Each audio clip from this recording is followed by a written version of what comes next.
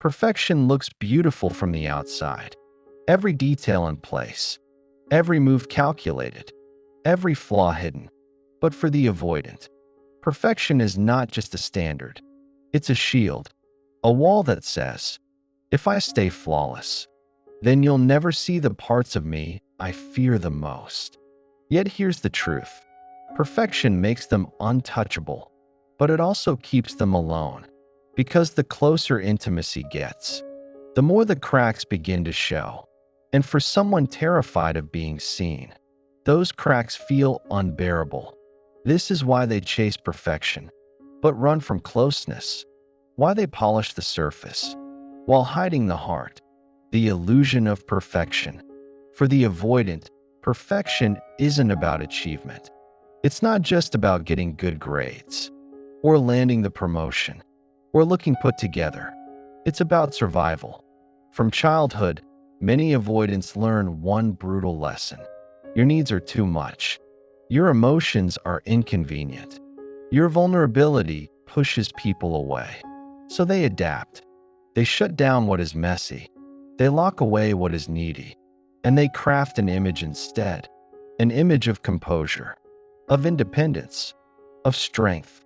The message becomes, if I am flawless, no one can reject me. Think about it. A child cries. No one comes. The child learns. Crying doesn't bring comfort. A child reaches for closeness. The caregiver withdraws. The child learns. Neediness pushes love away.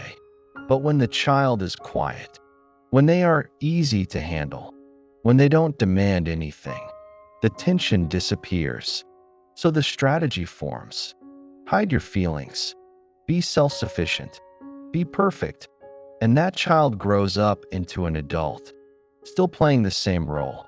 Now they're the co-worker who never cracks under pressure, the friend who seems endlessly capable, the partner who never asks for too much.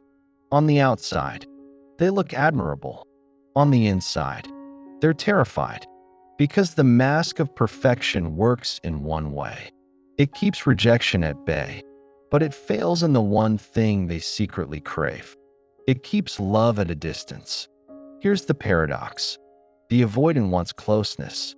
They want someone to see them. They want to rest in intimacy. But perfection won't allow it. Perfection keeps them safe, but it also keeps them lonely. It makes them admired, but not deeply known. Respected, but not deeply loved. Surrounded, but profoundly alone. And the cruelest part? Every time they succeed at looking flawless, they prove their own fear true. If I show the real me, I'll be abandoned. So they double down. More perfection, more control, more hiding. Until one day, they realize that the very thing they thought protected them was the same thing that kept them unseen. That's the illusion of perfection. It looks like strength, but it's built on fear. It looks like control, but it's driven by shame. It looks like safety, but it's really isolation. The perfection trap, a shield against vulnerability. They want to be flawless.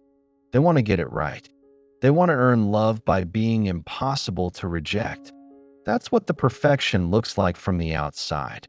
But on the inside, it's not beauty. It's not confidence. It's not self-assurance. It's fear. Perfectionism, for the avoidant, is not about reaching higher. It's about hiding deeper. Because if they are perfect, they don't have to be vulnerable. If they are perfect, they don't have to risk rejection. If they are perfect, they don't have to face the terrifying reality that love, real love, is not about performance. It's about presence. But presence means exposure. Presence means letting you see them, truly see them. Presence means admitting, I'm not perfect. I get scared. I need you. And that is the one thing the avoidant cannot say. Not out loud. Not to you. Not even to themselves. So they chase perfection instead. They work harder than anyone. They overachieve. They polish every flaw until it shines so brightly you can't see the cracks. And you admire them. You respect them. You might even envy them. But here's the paradox. The more perfect they seem, the lonelier they are. Because perfection keeps people at a distance. Perfection says, look at me, but don't touch me. Admire me, but don't know me. Love what I show, but never ask what I hide. And they hide so much. The avoidance perfection is not a mirror of confidence. It's a mask of fear. Fear that if you saw the truth, you'd run. Fear that if you touched the unpolished, unfiltered version of them, you'd recoil. So they never let you see it. But here's the tragedy. The very thing they think will protect them, perfection, is the very thing that robs them of what they crave most.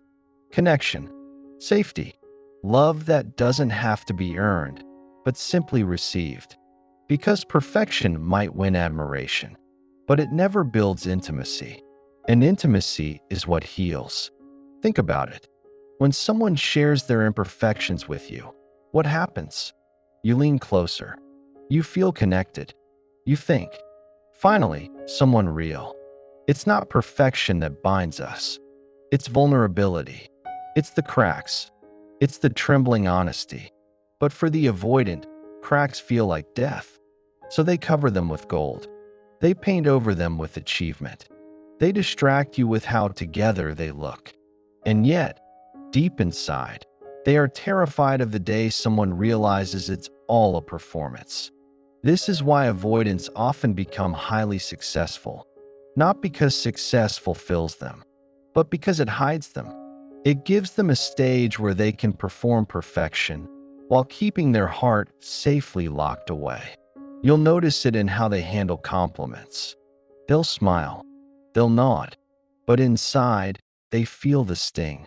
You admire the mask, not me. And this is where perfection becomes a prison. They can't stop chasing it. But every step they take toward it pulls them further away from what they long for. Here's what makes this cycle even more painful. They don't know they're doing it. To them, perfection feels like safety. It feels like the only way they can earn love. So when you try to tell them, when you let me see the real you, that's when I love you most, they freeze. Because your words clash with their survival system. To them, the real self is unlovable. That's why they buried it. So they nod, they smile, but they don't believe you. And so, the chase continues. The avoidance perfection is not about ambition. It's about survival. It's about making sure no one ever gets close enough to touch the wound. Because deep down, they believe love is conditional. Conditional on performance. Conditional on success. Conditional on not being too much or too little. This belief usually starts in childhood.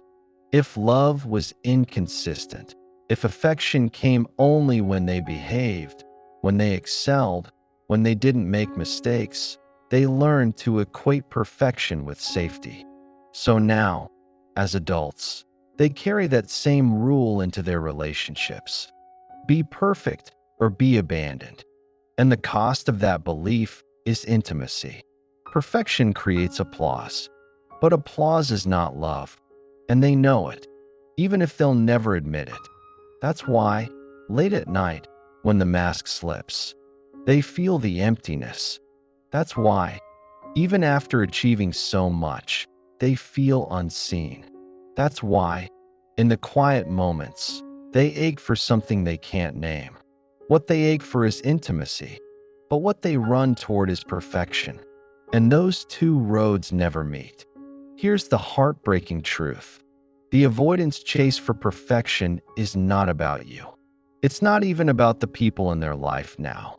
It's about a younger version of themselves who once needed love and learned that the only way to get it was to perform. They're not chasing applause. They're chasing safety. And perfection feels safer than love, because love means being seen, and being seen means risking loss. So they perfect themselves into invisibility, and in doing so, they guarantee the very isolation they fear most. And this is why intimacy terrifies them.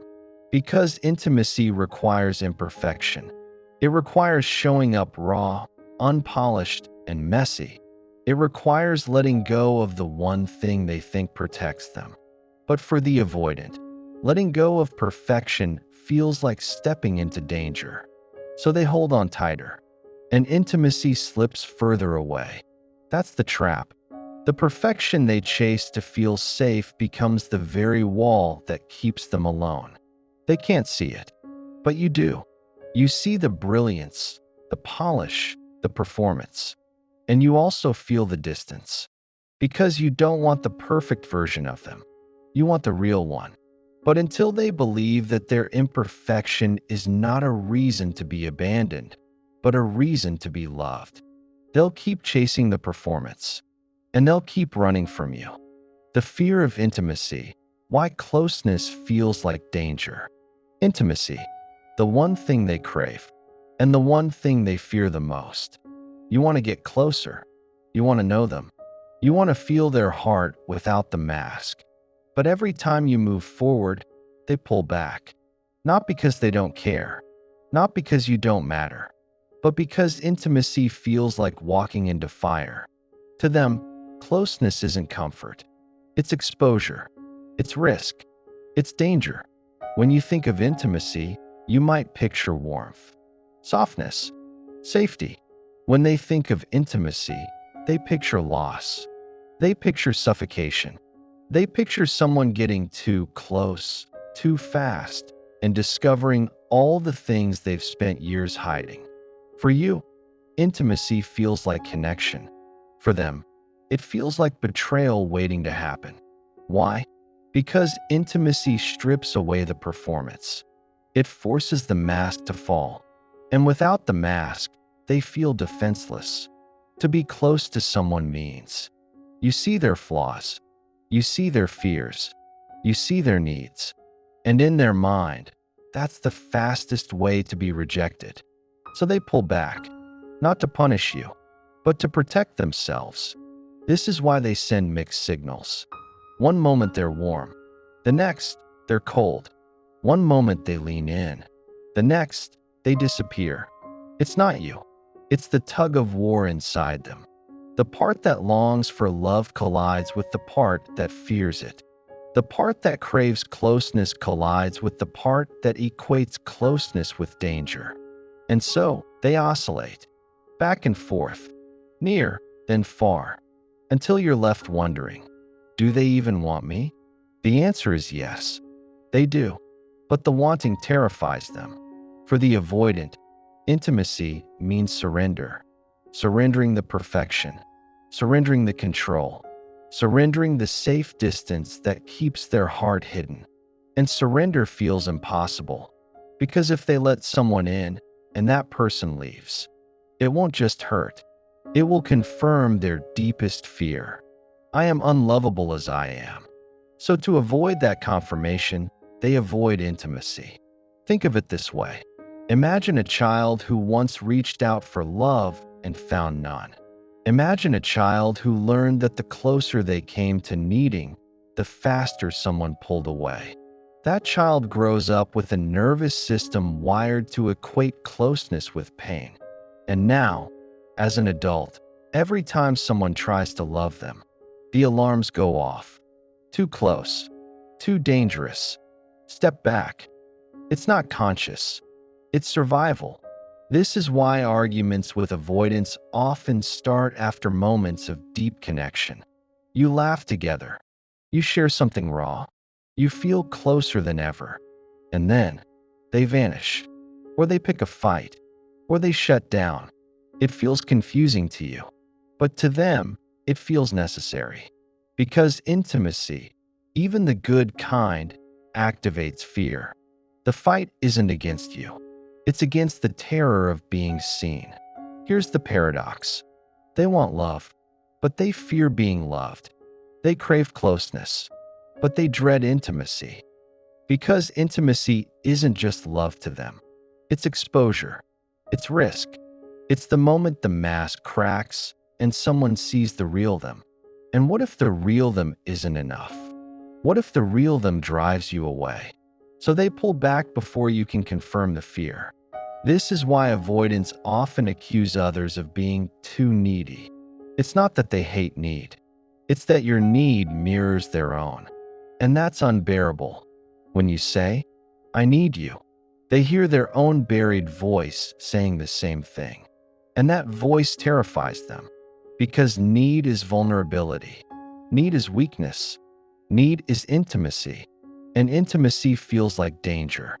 This is also why compliments feel uncomfortable for them. You say, "I love you." They stiffen. You say, "You mean everything to me." They look away. It's not because they don't want to hear it. It's because intimacy, emotional intimacy, even in words, overwhelms their defenses. They want to let it in. But the wall goes up, not by choice, by reflex. And yet, the more they fear intimacy, the more they crave it. This is the loop.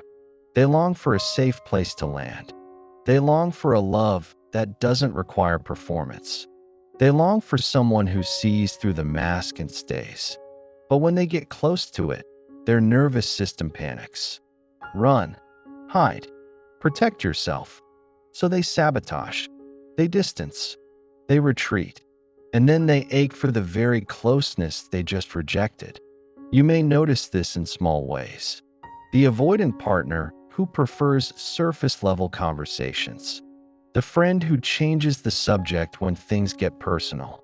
The loved one who always seems present but never fully there. They're not careless. They're cautious. They're terrified that intimacy will undo them. Because intimacy means being known. And being known means risking loss. Here's the irony. What they fear about intimacy is exactly what they need to heal. They need someone who can sit with their flaws. Someone who doesn't punish them for fear. Someone who proves, over time, that love doesn't vanish when things get messy. But that's a long process. Because trust is not built in a single moment. It's built in 1,000 small ones.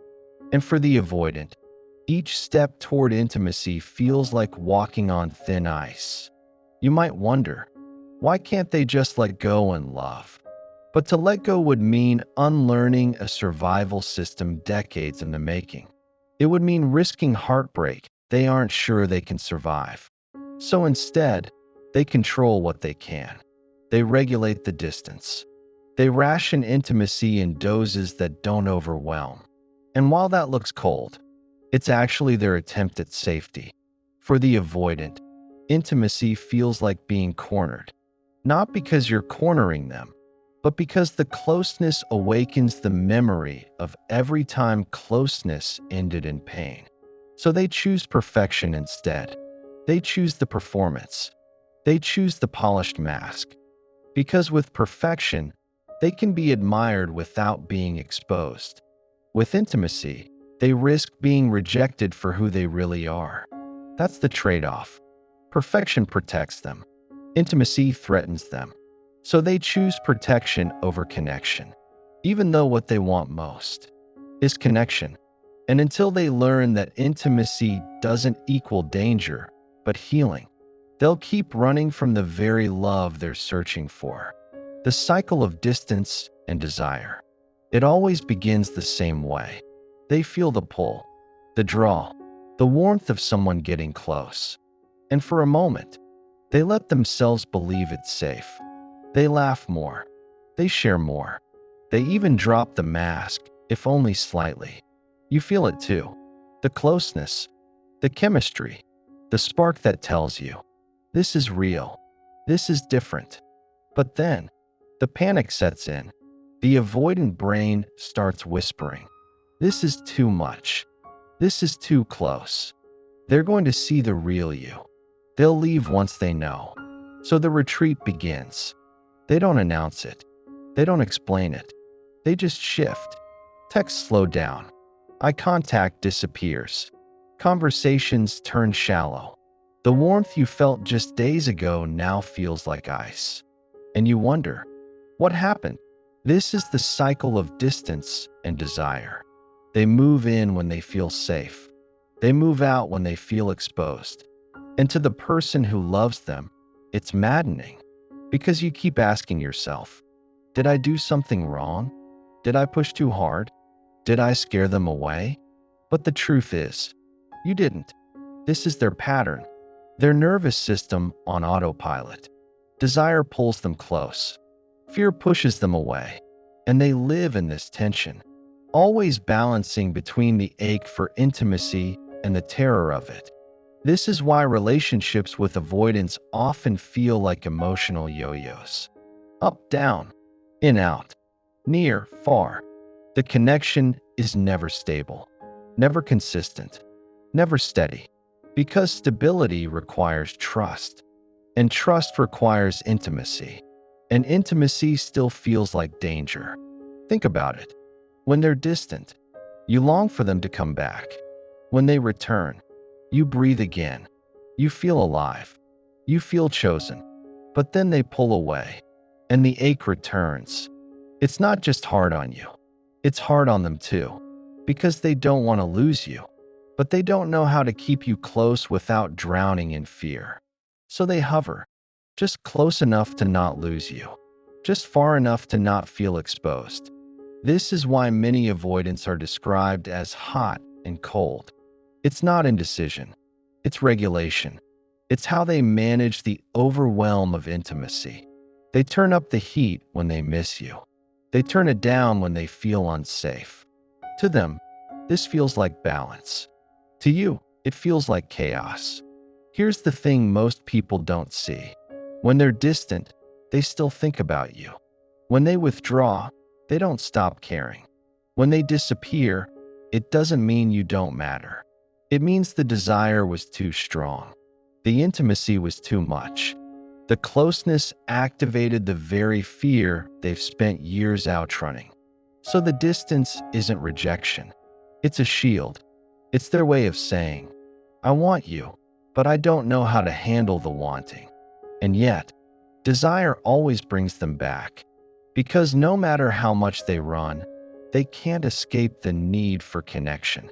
No matter how much they hide, they can't escape the loneliness. No matter how much they fight intimacy, they can't escape the craving for love. So they circle, back and forth, distance, then desire, withdrawal, then return. And you, the person on the receiving end, feel trapped in a storm you didn't create. You may notice the cycle in predictable stages. Stage 1, the draw. They feel safe, open up, and let you close. Stage 2, the alarm. The intimacy triggers fear, and they start to withdraw. Stage 3, the distance. They pull away, become cold, or vanish altogether. Stage 4, the ache. They miss you. The loneliness creeps in, and desire returns. Stage 5, the return. They come back, cautiously, as if nothing happened. And then, it starts all over again. The tragedy is, they don't see the damage the cycle does to you. Each time they pull away, you feel abandoned. Each time they come back, you question if it's real. Each time they repeat the pattern, your trust erodes. Because for you, love isn't about cycles. It's about constancy, consistency, a steady presence that doesn't vanish when intimacy gets real. And that's what hurts the most. Not just the distance, but the unpredictability. You can't relax. You can't trust the warmth when it comes, because you know it might disappear again. For the avoidant, this cycle feels necessary. For you, it feels cruel. And unless they become aware of it, unless they learn how to sit with intimacy instead of running from it, the pattern repeats. Over and over, year after year, relationship after relationship, until finally someone says, I can't do this anymore. So why can't they break the cycle on their own? Because the fear feels real. Even if logically they know you're safe, their body doesn't believe it. To their nervous system, intimacy equals danger, and the body reacts faster than the mind. That's why they withdraw before they can even explain why. It's instinct. It's reflex. It's survival mode. Here's another paradox. When they're distant, they often expect you to chase. Because chasing proves to them that they're wanted, that they're valuable, that you won't abandon them. But when you chase, they panic. Because now the closeness feels like pressure, and pressure feels like danger. So the cycle deepens. If you don't chase, they assume you don't care. If you do chase, they feel overwhelmed. Either way, intimacy feels unsafe. And yet, despite the chaos, many avoidants secretly hope someone will stay. Not just through the closeness, but through the distance. Not just through the warmth, but through the cold. They hope someone will understand that the withdrawal isn't rejection. It's fear. That the silence isn't indifference. It's self-protection. That the cycle isn't about love not being there, but about love being too terrifying to hold. This is where healing begins. When the avoidant realizes the cycle doesn't protect them, it isolates them. When they realize distance doesn't make love safer, it makes love unstable. And when they finally see that intimacy isn't the enemy, but the medicine they've been running from. But until that day, the cycle continues. They'll crave you, then withdraw. They'll love you, then hide. They'll chase you, then fear what they find. And you'll stand at the center of it, wondering, will this ever change? The answer is yes, but only when the avoidant learns that distance doesn't heal fear. Only intimacy does. Breaking the pattern, what it takes to heal. It begins with awareness. Because you can't break a cycle you can't see. You can't change a pattern you don't recognize. And you can't heal a wound you keep pretending isn't there. For the avoidant, the hardest step is admitting the fear. Not anger, not frustration, not indifference. Fear. Because behind the coldness isn't cruelty, it's panic. Behind the withdrawal isn't lack of love, it's terror of it. To heal, they must first admit, I am afraid of intimacy. It sounds simple, but it's the most vulnerable sentence an avoidant can ever speak. Because their whole life has been about avoiding that truth. They've built perfectionism around it. Walls of achievement, masks of independence, images of control. But the fear is always there. Quiet, persistent, unrelenting. And until it's named, it runs their life.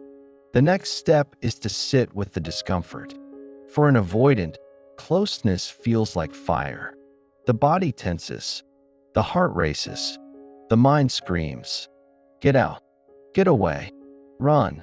Healing means staying. Not forever, not perfectly, but just a little longer each time. It means letting someone see the cracks, letting someone hear the unpolished truth, letting someone witness the messy, imperfect, unfinished self, and noticing the world doesn't end when they do. Because the lie they believed is this: if I let someone close, I'll be destroyed. The truth is this: if I let someone close, I'll finally be free. Free from the exhaustion of hiding. Free from the loneliness of pretending.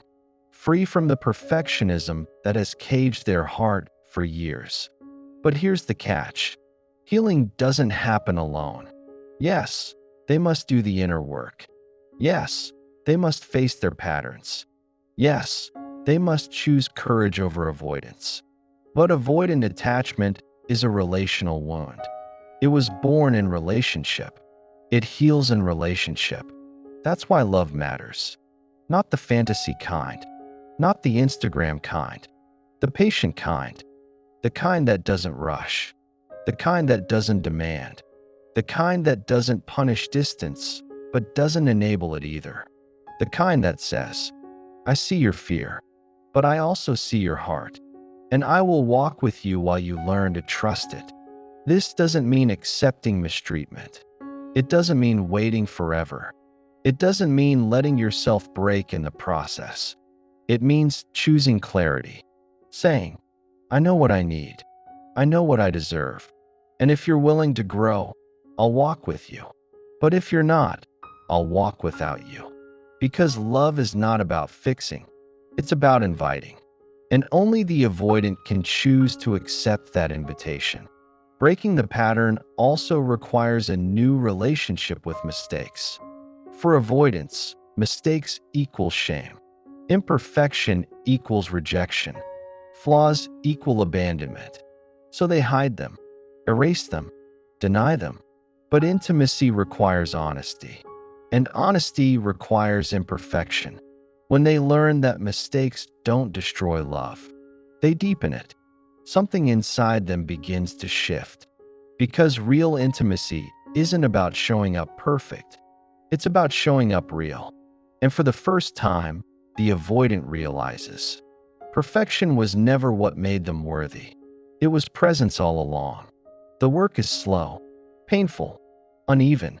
There are setbacks, relapses into silence, moments of withdrawal. But healing isn't linear. It's a spiral. Every turn brings them back to the same lessons, but with deeper understanding. Each time they stay just a little longer in connection, the fear loses its grip. Each time they risk being seen, the shame loosens its hold. Each time they let love in, the walls weaken, and the heart breathes again. For those who love avoidance, the journey is equally complex. You can't force them to heal. You can't drag them into intimacy. You can't dismantle walls they're not ready to lower. But you can stand in your truth. You can show them what safety looks like. You can demonstrate what love feels like without control, without panic, without demand. And you can decide whether their pace matches your needs. Because healing is possible, but waiting forever isn't love either. Love is honest, even when honesty means saying goodbye. So what does breaking the pattern take? 1. Awareness. Seeing the cycle for what it is. 2. Naming the fear. Admitting intimacy feels dangerous. 3. Sitting in discomfort. Learning to stay a little longer with closeness. 4. Choosing imperfection. Letting go of the illusion of control. 5. Healing in relationship. Allowing love to be the medicine. 6. Walking with courage. Knowing it's not about erasing fear, but moving with it.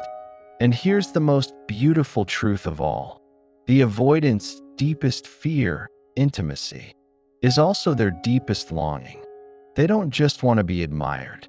They want to be known. They don't just want perfection. They want presence. They don't just want distance. They want closeness. They just don't know how to hold it yet. So when an avoidant finally heals, something breathtaking happens. The cycle breaks. The walls fall. The perfectionism dissolves. And what's left is a love so raw, so real, so honest. It was worth the wait. Because intimacy, once feared, becomes intimacy fully embraced. And the one who spent a lifetime running from love finally learns how to stay. And maybe this is the reminder you needed too. That love isn't about being flawless. It's about being human. That intimacy isn't about never fearing. It's about moving through fear with honesty. That healing isn't about rewriting your past. It's about rewriting the story you tell yourself about love. And maybe, just maybe, this is the beginning of that rewrite. If this spoke to you, if it helped you see yourself or someone you love, don't keep it to yourself. Share it, save it, pass it on to the person who needs to hear it. Because healing begins with awareness, and awareness begins with words. And sometimes, all it takes is the right words, at the right time, to start a heart on its journey back to love.